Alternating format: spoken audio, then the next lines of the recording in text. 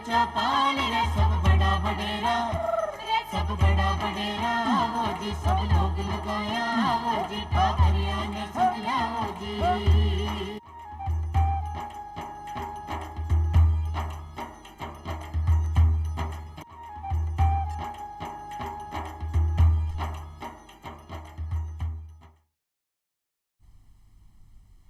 चोपाल देखवाळा सगळ्या ग्रामीण भाई बहना राम राम सा।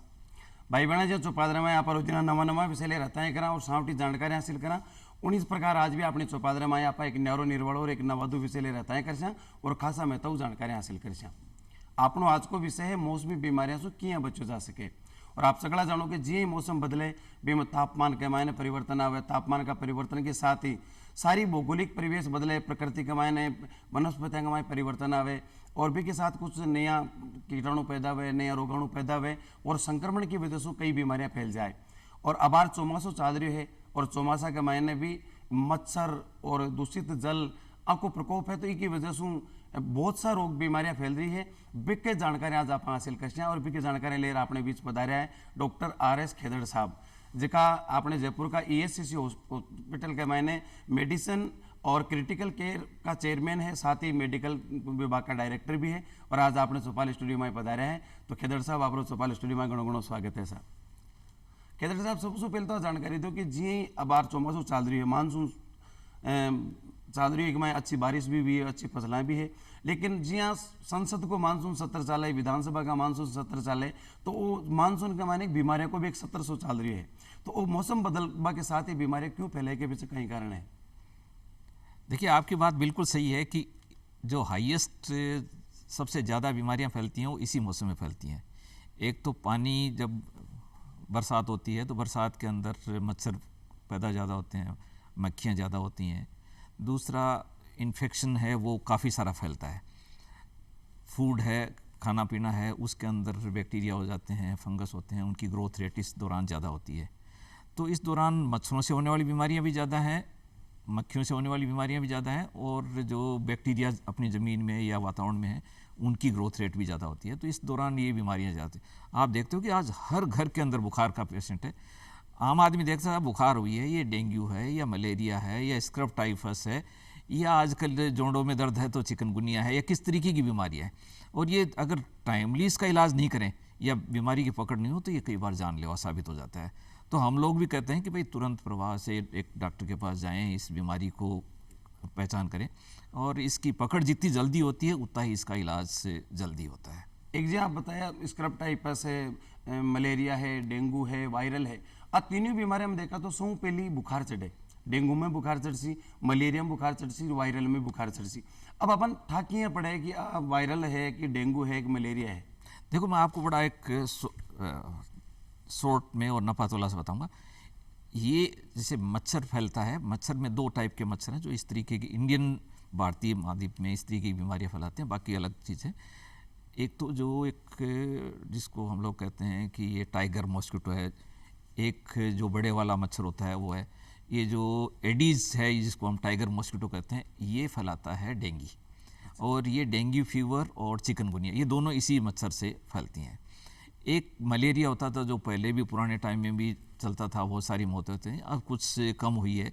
उस मलेरिया के भी कई टाइप के वैरायटीज़ होती हैं, इन दोनों में हाई ग्रेड फीवर होता है। तीसरा टाइफाइड, वो इसी दौरान फैलता है, ऐसी हाई ग्रेड फीवर, तेज़ बुखार आती है, उसके अंदर भी ये रहता है। चौथा ये रहता है कि पीलिया के अंदर भी, जब पीलिया शुरुआत में नहीं होता लेकिन शुरुआत में जो उसके अंदर भी बुखार आता है, तेज़ बुखार आता है। तो ये जो मच्छर और इनसे फैलने वाली बीमारी और एक जो इन्फेक्टेड फूड से फैलने वाली टाइफाइड और जो पीलिया है, ये इन सारी चीज़ों में एग्जैक्टली आप ये डिफ्रेंशिएट नहीं कर सकते कि क्लिनिकली देखने से कि क्या, लेकिन ये है यस, हाई ग्रेड तेज़ बुखार आता है। तेज़ बुखार के दौरान बॉडी एक, बदन दर्द, पहले 3-4 दिन तेज़ बुखार आता है और उसके बाद बॉडी में जो ढलान आ जाता है, वीकनेस आती है, वोमिटिंग शुरू हो जाती है। ये एक डेंगू का मेन चीज़ फीचर्स है। डेंगू को अगर टाइमली बॉडी को हाइड्रेट नहीं किया जाए तो ये मल्टी ऑर्गन फेलियर में चला जाता है, प्लेटलेट कम हो जाती है, प्लाज्मा लीकिंग कर जाता है, बॉडी के अंदर पानी बाहर आ जाता है, इसको हम प्लाज्मा कहते हैं।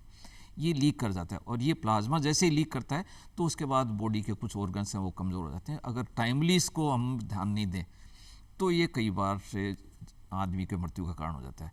सेम मलेरिया का देखो, मलेरिया के अंदर पहले आता था कि साहब एक दिन छोड़ के एक तीसरे दिन बुखार आता है, तो हम ये मानते थे कि एक दिन छोड़ के तीसरे दिन वाला बुखार है, लेकिन ऐसा सही नहीं है। ये जो टर्सियन मलेरिया कहते हैं, एक दिन आया बुखार, दूसरे दिन नहीं आया, तीसरे दिन फिर तेज़ बुखार आ गया, ये जो साइकिल होती थी, ये प्लाज्मोडियम वाइवेक्स एक मलेरिया की वैरायटी होती थी, उसके अंदर होता था। लेकिन उसके अंदर भी एक साइकिल है, अगर मल्टीपल साइकिल चलती हैं तो बुखार आ जाता है, फिर 5-6 घंटे में फिर तेज़ बुखार आ जाता है, गोली ली बुखार नीचे आ गया। लेकिन उसमें बुखार ज़्यादातर सर्दी लग करके इस तरीके का बुखार काफ़ी आ जाता है, लेकिन ये जांच में ही पता लगता है, अदरवाइज़ नहीं पता लगता। पीलिया, तीसरा जॉन्डिस के अंदर शुरुआत में तेज़ बुखार आता है, बुखार के साथ साथ बीमार को उल्टी आने लग जाती है, लेकिन उसका यूरिन का कलर, पेशाब का कलर पीला हो जाता है, आंखें धीरे धीरे 5वें-6ठे दिन पीली होने लग जाती हैं, तो ये मानते हैं कि भाई ये पेशेंट को पीलिया हो गया। लेकिन अगर लेट कर दिया जाए, पानी की कमी आ जाए, क्योंकि ये वायरस है और वायरस के अंदर बॉडी के अंदर ही इसका एक तोड़ जिसको कहते हैं एंटीबॉडीज़ डेवलप होती हैं, ये इसके अंदर ही डेवलप होती हैं, तो एक ड्यू कोर्स ऑफ टाइम में होती हैं। आज की तारीख में जो सबसे ज़्यादा फैलने वाली है ये एक टाइफॉइड, एग्जैक्टली सेम बुखार आता है, हाई ग्रेड तेज़ बुखार आता है, 5-6 दिन तक बुखार आता है। कई बार कुछ केसेज में जो पार्शियल इम्यूनिटी होती है उनके अंदर बुखार की जो सीवियरिटी या उसको कहना चाहिए कम रहने लग जाता है, 100-150 डिग्री 100-101 डिग्री तक बुखार रहने लग जाता है, लेकिन ये बुखार लंबा चलता है। सेम एक जो स्क्रब टाइफस मैंने बताया कि स्क्रब टाइफस के अंदर भी तेज़ बुखार आता है, बुखार आ करके और उस पेशेंट को खांसी आने लग जाती है, दिमाग में बेहोशी आने लग जाती है। इसके अंदर भी बॉडी के कई ऑर्गन है, ब्रेन इन्वॉल्व हो गया, लीवर इन्वॉल्व हो गया, प्लेटलेट कम हो गई, तो ये सारे मिलती जुलती सी बीमारियाँ हैं। एग्जैक्टली हम घर पर बैठ करके या एक डॉक्टर भी बिना जांच के ये पता नहीं लगा सकता कि इन बीमारियों के अंदर परिवर्तन क्या है, क्योंकि आज की तारीख में ये सुविधाएं लगभग इंडिया के अंदर सब जगह अवेलेबल हो गई हैं, तो अपने को तुरंत प्रभाव से इनकी जांच करें तो इनको फ़र्क निकाल के पता लगाया जा सकता है कि ये बीमारियां हैं और इसका इस तरीके से इलाज होगा। जी भाई बना डॉक्टर साहब एक बहुत बढ़िया बात बताई कि ये बीमारियां हैं, इनको पतो आप साधारण आदमी तो कहें डॉक्टर खुद भी कौन लगा सके, और इसके लिए डॉक्टर साहब भी जांच करवावे। इसलिए सबसे पहले तो आ है कि आपने चाहे वो कोई भी आपने बुखार चढ़ी है, पीलिया की भी हो सके, टाइफाइड भी हो सके, डेंगू भी हो सके, मलेरिया भी हो सके, वायरल भी हो सके, तो इनको पहलो जाब्तो तो आई है कि डॉक्टर साहब कन जावा और डॉक्टर साहब की राय दे बाद जांच करवा लें, और जांच करवाए बाद में आपने पता चल जाए तो आप खुद ने आपको डॉक्टर नहीं बनना चाहिए, तुरंत अपन चिकित्सकीय सलाह लेनी चाहिए। जहाँ बताया मल्टीपल ऑर्गन फेल्योर भी एक में बह सके, आदमी की जान तक भी जा सके, तो इसलिए सावधानी हटी, दुर्घटना घटी, इसलिए सावधानी भी रहो, और जो कि डॉक्टर साहब जी की सलाह दे भी सलाह ना अपन माननी चाहिए। एक डॉक्टर साहब आपने देखा बार एक बताइयो एक बीमारी में तो पहली बार नाम सुनियो, आप बताया स्क्रब टाइफस। स्क्रब टाइफस कहीं है? कुछ साल पहले एक बीमारी आई और उस बीमारी में पता लगा कि ये बुखार नहीं टूट रही है, सांस लेने में दिक्कत आ गई, निमोनिया फैल गया, लंग खराब हो गए, तो जो एक गवर्नमेंट की बॉडीज़ है उन्होंने उसको टेस्ट किया, तो बाद में पता लगा है कि एक स्क्रब टाइफस है। और ये स्क्रब टाइफस एक तरह से गाँव के अंदर कहते हैं कि एक माइट, जिसको चिंचड़ी बोलते हैं माइट, वो इन्फेक्शन उसके अंदर चला जाता है, और वो इन्फेक्शन वो अगर आदमी को काटती है तो उसके अंदर ये इसके जो बैक्टीरियाज हैं वो बॉडी के अंदर जाते हैं। ये बैक्टीरिया बॉडी में जा कर के और बॉडी की इम्यूनिटी के साथ प्ले करते हैं और उसको तेज़ बुखार आने लग जाता है। बुखार किसी चीज़ से भी नहीं टूटता। इस पेशेंट को हम लोग जो मेडिकल भाषा में जांच करते हैं, इसके अंदर प्लेटलेट भी कम हो जाती हैं, उनकी TLC काउंट जो वाइट सेल काउंट है, फाइटिंग सेल्स हैं, ये काउंट से उसकी नीचे आ जाती हैं। पेशेंट को अच्छा खासा एक्सरे लेते हैं तो उसके अंदर निमोनिया के पैच हो जाते हैं। कुछ केसेज के अंदर ब्रेन के अंदर भी इसका इफेक्ट चला जाता है। अगर इसको टाइमली ट्रीट नहीं किया जाए, इसका स्पेसिफिक एंटीबायोटिक होती है, एक टेट्रासाइक्लिन ग्रुप की होती है, एजिथ्रोमाइसिन ग्रुप की है, ये कुछ ड्रग्स हैं जो रिकमेंडेड हैं। अगर इनको टाइमली हम लोग नहीं दें तो ये कई बार जानलेवा हो जाती है। ये इसका बचाव का है कि ये इसी वेदर में ज़्यादा होती है, इसी मौसम में, क्योंकि चिंचड़ी और ये सारे खेतों में काम करने वाले लोग या पशुओं के बीच में रहते हैं तो वो आदमी को बाइट करती है, जिसकी वजह से होती है। जी आप बताएं कि एक वो चिंचड़ी है भी, चिंचड़ी से रोग फैले, और कुछ जहाँ पता है डेंगू मलेरिया है एज का मच्छर, ये बेसिकली तो एक रोडेंट होता है, उसके अंदर रहती है ये रोडेंट। अच्छा। खेतों में बड़े वाले चूहे होते हैं, उसके कान के पास ये उसके माइट रहती है। हाँ, इसके 6-7 से 8 लेग्स और 6 लेग्स होती हैं उसकी। तो डॉक्टर साहब एक बात बताओ, ए मच्छर भी नहीं पनपे, और ए चींचड़ार ए भी नहीं पन पे मक्खियों को प्रकोप क्यों आगे वजह से बीमारियां फैली इसके लिए आप कहीं करें कि अपने आसपास को वातावरण क्या को रखा कि मच्छर आ चींचड़ी और मक्खियों से आप दूर रहा। बड़ा एक अच्छा प्रश्न पूछा आपने कि इनसे कैसे बचें। आज की तारीख में देखिए हर आदमी को एक बेसिक नॉलेज हो गया है कि भाई मेरे को साफ़ सफाई रखनी चाहिए। मच्छर की डेंसिटी को हम कैसे कम करें, सबको पता है कि हर आदमी स्प्रे तो नहीं कर सकता, फोगिंग भी सरकार करवाती है, खुद नहीं कर सकता, लेकिन कुछ मोटी मोटी बातें हैं कि आदमी अपना एक क्लोज सर्किट में या घर में रहता है तो उसको मच्छरदानी का प्रयोग करें। मॉस्किटो रिपेलेंट सब जगह मिल जाती हैं। कुछ नहीं मिलता तो गाँव में ये नीम की इनकी पत्तियाँ जला करके और सो मच्छरों को मारा जा सकता है। एक ये जो एडीज मॉस्किटो है ये होता है साफ पानी के अंदर पैदा, और एडीज मॉस्किटो आपकी डेंगू और चिकनगुनिया का कारण होता है। ये जो ज़्यादातर लोग आज की तारीख में देखते हो कि कूलर चलाते हैं और कूलर के अंदर या साफ पानी के अंदर ये स्टेगनेटेड वाटर है, पानी खड़ा रह गया या कोई बर्तन के अंदर बारिश के दौरान पानी हुआ वो उसके अंदर ये मच्छर पैदा होता है। तो ये खाली करें, कूलर को खाली करें, इसको स्टेगनेटेड पानी को खाली करें। कूलर अगर ज़रूरत भी पड़ती है तो उस पानी को बार बार चेंज करें, तो उसकी ब्रीडिंग की जगह है वो उसको ख़त्म करें। दूसरा जो गंदे पानी के अंदर होने वाला मच्छर है जो मलेरिया जिससे फैलता है, उसको हम मानते हैं कि उस पानी के अंदर एक लार्वा ट्रीटमेंट है कि भाई लार्वा उसके अंदर वो संभव नहीं होता तो कम से कम उसके ऑयल उसके ऊपर डालते हैं, गवर्नमेंट भी डालती है, या उसके जो स्टेगनेटेड पानी है उसको पानी का निकास करें और पानी का एक प्रॉपर स्रोत है। तो एक तो रहा कि पानी जहाँ ये मच्छर फैलते हैं इसका कंट्रोल करें। दूसरा पर्सनल प्रोटेक्टिव्स है कि भाई खुद मैं कैसे बचूं, मच्छर हो भी गए तो सही बात है। तो खुद के बचने के लिए आप एक मच्छरदानी जाली का प्रयोग कर सकते हैं। फुल स्लीव्स की जो शर्ट हैं वो इस दौरान पहननी चाहिए। पैरों पर ये मच्छर ज़्यादा काटते हैं तो आप जो शॉर्ट कपड़े पहनते हैं उसके बजाय पूरा बॉडी को मैक्सिमम कवर करें, जिससे ये मॉस्किटो की बाइट नहीं हो और मच्छर से बचा जा सकता है। कुछ जो ऑयल जो आते हैं रिपेलेंट्स और वो छोटे बच्चों को वो भी उसके ऊपर लगा दें जो स्किन के लिए अप्रूव्ड होती हैं कि भाई ये स्किन की बीमारियां नहीं करेगी और मच्छर भी उसको बॉडी को नहीं काटेंगे। तो जो एक पर्सनल प्रोटेक्टिव्स है इसको रखें। ज़्यादातर लोग घरों में जाली का प्रयोग करना चाहिए। ये घर आज की तारीख में बनाते वक्त जाली का प्रयोग रखें जिससे मच्छर आसपास नहीं आए। कुछ मॉस्किटो किलर्स आज की तारीख में सब लोग घरों में लगभग लगाने लग गए कि मॉस्किटो को किल करें। तो कहने का मतलब यही है कि आप मच्छर से बचना है। दूसरा मक्खियाँ भी इस दौरान ज़्यादा होती हैं जो ये टाइफॉइड और जो पीलिया और बैक्टीरियल डिजीजेज जिसको है वो एक जगह से दूसरी जगह ले जा करके और छोड़ देती हैं और उससे इन्फेक्शन हो जाता है। ज़्यादातर अपन देखते हैं कि फ्रूट्स इन्फेक्टेड हो जाते हैं, खाना बाहर ओपन में पड़ा है तो उसके अंदर कहीं मक्खी बैठ गई, वो बीमारी एक जगह से ला करके दूसरी जगह डाल देती हैं और उसके बाद ये बीमारी हो जाती है। उल्टी दस्त बहुत कॉमन है इस दौरान, बहुत कॉमन है। और उल्टी दस्त भी इस तरीके का है जिसको पहले पुराने टाइम में कहते थे साहब हैजा हो गया और उल्टी दस्त हो गया। आज की तारीख में जो बॉडी में अगर इम्यूनिटी नहीं है तो ये इकोलाई और ट्रेवलर्स इन्फेक्शंस हैं, ये जिस तरीके का इन्फेक्शन कर रही हैं ये बड़ा अलार्मिंग है। ज़्यादातर जो लोग बाहर से आते हैं और इंडिया के अंदर आते हैं उनका पेट ख़राब हो रहा है और उनके अंदर उल्टी दस्त हो रहे हैं, तो हम कहते हैं कि आपको फूड को तो उसकी हाइजीन को ठीक करना ही पड़ेगा, अदरवाइज़ तो अपने को। तो मैं एक चीज़ आपको यहाँ मैसेज करना चाहूँगा कि आप एक ताज़ा बना करके खाना खाएं।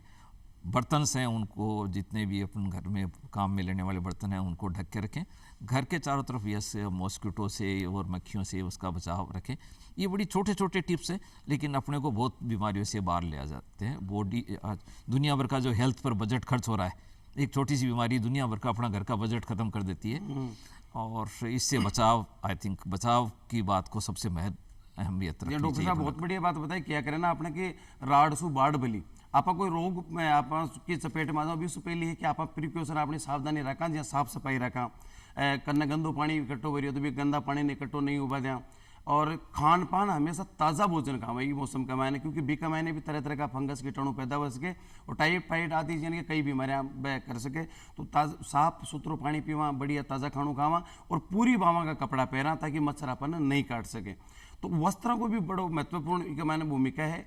कपड़ा भी जगह है हमेशा सूखेड़ा और बढ़िया जगह सूती कपड़ा है, ढीला डाला कपड़ा है बेन का पहरा, तो निश्चित रूप से आप इसकी मौसमी बीमारियां के चपेट में आपस में बच सका। डॉक्टर साहब ये टाइम का एक अखबार में पढ़वा मारी है कि एक पीलिया है जो बड़ा लेवल के ऊपर में फैल रही है और पीलिया से कई लोगों की जान भी जा रही है। तो पीलियो कहीं है एक हमारी ये मौसम की कहीं भूमिका है और इसको किस प्रकार बच्चों जा सके के बारे में बताओ आप। देखिए, पीलिया दो टाइप का होता है। एक तो जो खान पान से, जिसको हम लोग कहते हैं कि भाई फीको ओरल रूट है, खाया पानी इन्फेक्टेड है या आपका फूड इन्फेक्टेड, खाना इन्फेक्टेड है, वो बॉडी में गया, वो इंटेस्टाइन के अंदर कल्टिवेट होता है, वो लीवर के अंदर जा कर के और अपने ये वायरस होते हैं, इस जिसको हम लोग कहते हैं कि हेपेटाइटिस ए और ई दो वायरस हैं जो ऐसा करते हैं। एक जो ब्लड के थ्रू फैलता है, हेपेटाइटिस बी, हेपेटाइटिस सी, ये जो ब्लड के थ्रू फैलते हैं। इस दौरान जो इस मौसम में फैल रहा है, ज़्यादातर वाटर लॉगिंग है, पानी ज़्यादा भरा हुआ है, कहीं कहीं सीवरेज का कनेक्शंस या तो इन्फेक्टेड फीकल मैटर है, वो इसका एक कोज होता है, कारण होता है कि वो अगर सीवरेज का कहीं कनेक्शन आ गया या इन्फेक्टेड मटीरियल आ गया, मक्खी एक जगह से बैठी दूसरी जगह उस इन्फेक्शन को ट्रांसफ़र कर दिया, जो अपने को देख नहीं सकते। बैक्टीरिया वायरस अपन नहीं देख सकते आँखों से, लेकिन ये ट्रांसफ़र इन्हीं से होता है। आज की तारीख में जो एक आउटब्रस्ट ऑफ कुछ केसेज हमारे पास आ रहे हैं जो सीरियसनेस भी दिखा रहे हैं, ये हेपेटाइटिस ए के हैं। हेपेटाइटिस ए कुछ साल पहले तक हम ये मानते थे कि ये एक सेल्फ लिमिटिंग, अपने आप ही ठीक हो जाती है, जिसको गाँव में कुछ लोग कहते थे कि साहब झाड़ा लगा दिया पीलिया ठीक हो गया, लाइक दैट, उस तरीके का ही पीलिया है। बट इस बार जो आ रहा है कि बॉडी में एक इम्यूनिटी का चेंज आया है या कोविड वैक्सीन लगा है उसकी वजह से चेंज है, इट इज़ एक फुलमिनेंट जिसका कोर्स है वो बहुत ही ज़्यादा हो गया, सीरियस से पीलिया कर रहा है और यहाँ तक कि यंग बच्चों के अंदर भी डेथ का कारण बना है और ये अलार्मिंग है। इसके वैक्सीन लगते हैं, तो हम प्रमोट करते हैं कि आप हेपेटाइटिस ए के वैक्सीन को प्रमोट करना चाहिए, लगाना चाहिए, जिससे इसका बचाव किया जा सकता है। छोटे बच्चों को लगवाते हैं और ये नेशनल गाइडलाइन का हिस्सा है। एक यहाँ बताया कि पीलिया में एक भ्रांति हो रहा है गाँव में, एक डॉक्टरों से मिट वाला बीमारी को नहीं, एक को तो झाड़ू दिरवा लियो भाई, महाराज कंज जाए झाड़ू दिरवा ले, भाई तरह तरह की माला में से लटका दे, तो भाई बा लोग आप कहीं कहना चाहो।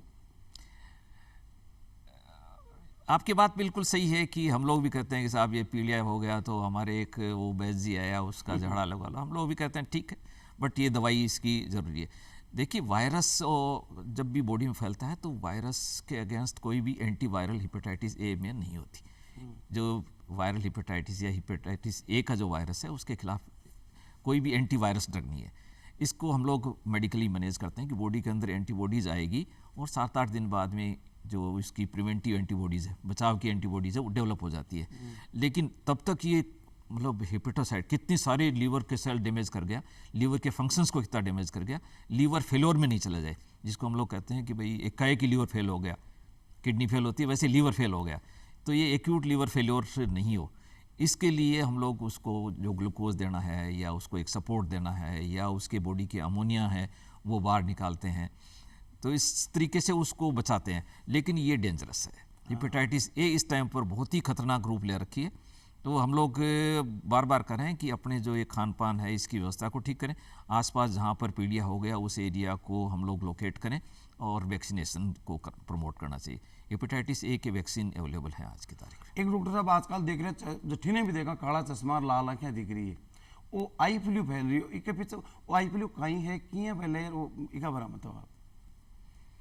कुछ वायरस होते हैं जो सिर्फ हैवी रेनफॉल, ज़्यादा बारिश हुई, जिसको मौसमी बीमारी के रूप में ही आता है, ज़्यादातर मानसून सीजन के अंदर ही होता है। एडिस वायरस होता है एक, जो एडिनो वायरस, ये एडिनो वायरस इस दौरान काफ़ी फैला हुआ है और ज़्यादातर देखते हैं कि भाई 1-2 दिन आँख के अंदर से आया और उनको फॉरेन बॉडी सेंसेशन या रगड़क टाइप की सी महसूस होती है, पानी गिरने लग जाता है, लाल हो जाती हैं, पेन हो जाता है, कुल हल्का सा फीवर भी आने लग जाता है। ये वायरस इस दौरान काफ़ी फैला हुआ है। ये मानते हैं कि ये वायरस इस वेदर के अंदर इसका एक ब्रीडिंग सीज़न या मल्टीप्लिकेशन या कल्टीवेशन सीज़न होता है, इस वातावरण में ये ज़्यादा फैलता है या ज़्यादा पनपता है इसको, तो इसकी जो थ्राइव रेट है वो इस दौरान सबसे ज़्यादा होती है। फिर ये एक आदमी से दूसरे आदमी में फैलता है। ये ड्रॉपलेट इन्फेक्शन आया, चश्मे लगाए या एक जगह रख दिया, उसको दूसरे ने टच कर दिया, उसने हाँक के लगाया, तो ये इन्फेक्शन उस दौरान फैलता है। वायरस और बैक्टीरिया दो से कंजक्टिवाइटिस से ज़्यादा होती है। इस टाइम पर जो फैला हुआ है ये वायरल कंजक्टिवाइटिस है। और ये मानते हैं कि ये सेल्फ लिमिटिंग है, बट ये है कि इसको आँखों को बार बार धोएं आंखों के अंदर जो एक सूदिंग ड्रॉप्स हैं, आई ड्रॉप्स हैं, उसको बार बार डालते हैं, जिससे आंख के ऊपर इसका अंदर से इसका इन्फेक्शन आगे नहीं फैले। सिंपल कंजक्टिवाइटिस तक ही ठीक रहे, लेकिन ये अपना एक पीरियड है, वो लेगी। आंखों को बार बार धो लिया तो कुछ वायरस की संख्या या कंसंट्रेशन कम हो जाती है, तो आदमी जल्दी ठीक होता है। अगर ज़्यादा हो गई तो फिर ये आगे इसका कॉम्प्लिकेशन है और उसके अंदर डीप सीटेड इन्फेक्शन होता है, तो फिर दिक्कत रहती है। मतलब सेकेंडरी बैक्टीरियल इन्फेक्शन जो हो जाता है, बैक्टीरिया अगर ग्रोथ कर गई, वायरस का हुआ और सेकेंडरी बैक्टीरियल, तो कई बार कहते हैं कि आंख के अंदर एक चिपचिपा सा या पीला या वो आ जाता है, जिसको हम कहते हैं कि वे सेकेंडरी बैक्टीरियल कंजक्टिवाइटिस होगी। ये स्टेफाइलोकोकस, स्ट्रेप्टोकोकस कुछ नाम है जो बैक्टीरिया के नाम, ये आंखों में आ जाते हैं तो फिर फीवर भी आने लग जाता है और चिपचिपा सा या आँख में एक उसका जो निकलता है सिक्रीशंस, वो दूसरी टाइप का निकलने लग जाता है, पायोजेनिक जिसको कहना चाहिए, वो कई बार चिंताजनक होता है। इसलिए डॉक्टर को बीच में जब भी ये पोजीशन है तो ये दिखा लेना चाहिए। यस, अर्ली पार्ट के अंदर आप आंखों को कई बार धोएं, ड्रॉप डाल दें, रेस्ट करें। बुखार आता है तो पैरास्टामोल की गोलियां वैसे, ये सेल्फ लिमिटिंग है, इसकी कोई स्पेसिफिक ड्रग नहीं। और भैया है जो संक्रामक रोग है जगह के वेड़ी पे सो थोड़ा आप दूरी बना रखा है, बिके काम में लेडी चीज़ां थोड़ा स्पष्ट नहीं करा, और बार बार आप आँखें धोवा भी ज़्यादा गंभीर है वो नहीं है, लेकिन अगर ज़्यादा तकलीफ महसूस हो रही तो आप तुरंत नज़दीकी चिकित्सालय भी कमाएं, संपर्क करा। एक डॉक्टर साहब, अखबार में भी आपका बारे में पढ़े हो कि पोस्ट कोविड पर आपका बहुत अच्छा रिसर्च है और विश्व स्तर पर बाकी चर्चावां भी, और अब ये मौसम बदले तो खांसी जुकाम भी आ जाए, और कोरोना के दौरान आप एक चीज़ सीखी, मास्क लगावो, तो जी खांसी जुकाम आवे तो आजकल लोग मास्क को प्रयोग करें, तो वो कोरोना अभी भी है कि चली गो कि अब खांसी जुकाम आप इन कत्तो गंभीर लिया, एक बार हम आप कहीं बताओ। कोरोना एक महामारी आई और महामारी कभी भी एक दिन, 2 दिन, 1 साल, 2 साल में ख़त्म नहीं होती। कोरोना महामारी जब भी आई तो उसके प्रिंट्स भी रहेंगे, इम्प्रिंट भी रहेंगे, उसके पीछे उसके फुटपाथ और उसका पाथ भी रहता है। इस महामारी ने कितने सारे लोगों की जान ली, ये जो तांडव रहा सारे संसार के सामने रहा। कोरोना के जो केसेस हैं वो अभी भी संसार में एक जगह कम हुए, बॉडी में एक हर्ड इम्यूनिटी कहते हैं कि कम्युनिटी के अंदर इम्यूनिटी आ गई, हमने वैक्सीन लगा दिया, वैक्सीन से इम्यूनिटी डेवलप हो गई, इसलिए बचाव का पार्ट हो गया है। कुछ केसेस हैं कि इसकी जीन के परिवर्तन आ गया, जिसको हम लोग कहते हैं कि भाई म्यूटेशन हो गया, और ये म्यूटेशन से एक जीन है वो दूसरा है, तो हम लोग जो इसका RT-PCR करके या उसके जीन को रीड करते हैं, जेनेटिक स्टडी करके इसको पता लगाते हैं, उसके अंदर चेंज आ गया तो कोई आपके जीन वाले में दूसरी जगह जो परिवर्तन आए हैं। जैसे पहले आपने कहा कि एक नेचुरल वायरस आया जिसको वाइल्ड वायरस कहते हैं, फिर डेल्टा वायरस आया, फिर इस तरीके से आप लोगों ने खूब सारे वायरस के नाम सुने होंगे, alpha, beta, delta, so like that ये वायरसेज आए। लेकिन ये जितने भी वायरस आए समाज में इनकी इम्यूनिटी डेवलप हुई, और वैक्सीन से हो चाहे ओरिजिनल इन्फेक्शन से हो। आज की तारीख में इंडिया के अंदर इसका नंबर कम हो गया, लेकिन आपको रेंडम केसेस मिलते रहेंगे, या उसके म्यूटेंट जीन के कुछ वायरस हैं जो डिटेक्ट नहीं होंगे, फिर भी वो मिलते रहेंगे। लेकिन सबसे इम्पोर्टेंट चीज़ जो आई है वो आई है कि आज की तारीख में जो वायरस आया या वायरस का जो वैक्सीन लगाया उसकी इम्यूनिटी डेवलप हुई। उस इम्यूनिटी के बाद आदमी के शरीर के अंदर क्या परिवर्तन आया, उसकी इम्यूनिटी में क्या चेंज आए, उस आदमी में दूसरे इन्फेक्शंस जल्दी हो रहे हैं या कम हो रहे हैं, तो इसका बिहेवियर कैसा हुआ। काफ़ी सारे लोग कहते हैं कि साहब आदमी डांस कर रहा था, जिम में था, दौड़ते दौड़ते गिर गया, हार्ट अटैक आ गया। आदमी कहता है कि साहब मेरे को थकान रहती है, मेरे को सपनों वाली नींद आ रही है, मैं थोड़ी दूर चलता हूँ तो सांस फूल जाता है, मेरे अंदर वो ताकत नहीं है जो मेरे से आज से 3-4 साल पहले कोरोना से पहले थी, मेरे को आज भी बहुत ही हल्का बुखार या जूरी मेरे को रहने लग जाती है, मेरी मांसपेशियाँ दर्द करती रहती हैं। ये सारा पोस्ट कोविड या लॉन्ग कोविड है। हम कहते हैं कि आपको 3 महीने से ऊपर अगर ये सिम्टम्स हैं तो ये लॉन्ग कोविड इफेक्ट है, बॉडी की इम्यूनिटी चेंज हुई है। कुछ जो वायरस हम लोगों ने एज एक्सपर्ट हम लोगों के पास कम देखने को मिले, जैसे एक एप्स्टीन बार वायरस एक वायरस था जो नेचर के अंदर कम था, इस बार उसका प्रकोप ज़्यादा रहा। ये एप्स्टीन बार वायरस खुद इम्यूनिटी को भी डिस्टर्ब, इम्यूनिटी भी चेंज कर रहा है और पोस्ट कोविड के अंदर एक इम्यून रिएक्शन कर रहा है। तो इस तरीके से उसको लंबा बुखार रहने लग जाता है, हेडेक रहने लग जाता है, इस तरीके से उसमें चेंजेस आए हैं। हम ये मान रहे हैं कि ये कोविड के बाद अभी भी हम लोगों को भी इसकी रीड करने की ज़रूरत है, हम लोगों को भी फर्दर रिसर्च की सब कुछ ज़रूरत है। तो हम लोग भी इस पर वर्क सारे लोग करते रहते हैं, रीड करते रहते हैं। इसके कुछ पब्लिकेशंस इंडियन सब कॉन्टिनेंट के अलग हैं, वेस्टर्न जो इंग्लैंड के, अमेरिका के, चाइना के, उनके पब्लिकेशन आए। लगभग हमारा एक वर्क था जिसमें हमने लॉन्ग कोविड पर देखा कि लगभग 18% लोगों को लॉन्ग कोविड या पोस्ट कोविड इफेक्ट उनमें काफ़ी रहा, और ये बड़ा सा परसेंटेज है कि 18% लोगों को लॉन्ग कोविड रहा। ये लोगों में वही सिम्टम है कि उनके अंदर मसल पेन है, उनके अंदर नींद नहीं आ रही है, उनमें बेचैनी है, उनमें थकान है, उनके अंदर प्रीमेच्योर हार्ट की बीमारियां भी आ रही हैं। हम इसके बारे में बताना चाहेंगे कि एक प्री कोविड के अंदर हार्ट की बीमारियों की इंसिडेंस क्या थी, पोस्ट कोविड के अंदर हार्ट की बीमारियां होने की इंसिडेंस क्या थी। ये एक बड़ा एक सोचनीय विषय है कि अभी भी इसकी इंसिडेंस थी। बट येस, डेल्टा वेव्स ने ज़्यादा नुकसान किया, और उस डेल्टा वेव्स के अंदर से मोर्टलिटी भी ज़्यादा रही, और पोस्ट कोविड इफेक्ट है वो भी अल्फ़ा के बजाय और ओमिक्रॉन के बजाय डेल्टा जो फेज थी उसके अंदर ज़्यादा रहा। लोगों ने सुना। कुल मिलाकर कि अभी भी अपन सावधान रहना चाहिए, और अगर खांसी जुकाम की स्थिति है तो आप भीड़ भाड़ का इलाका में जाओ तो अपन ने मास्क लगाना चाहिए। डॉक्टर साहब आपने भी इस बताया और खासा महत्व जानकारी दी, और आशा करा कि ये जानकारी अपने लिए बहुत उपयोगी है। और चौपाल स्टूडियो में आप पधारे इन वास्ते आपको घणो घणो धन्यवाद। और भाई बड़ा समय की मर्यादाओं भी है। अब आपसे इजाजत चाहवाला, फिर मिलाना एक नया विषय के साथ। जब तक आप सगड़ा सू राम राम सा।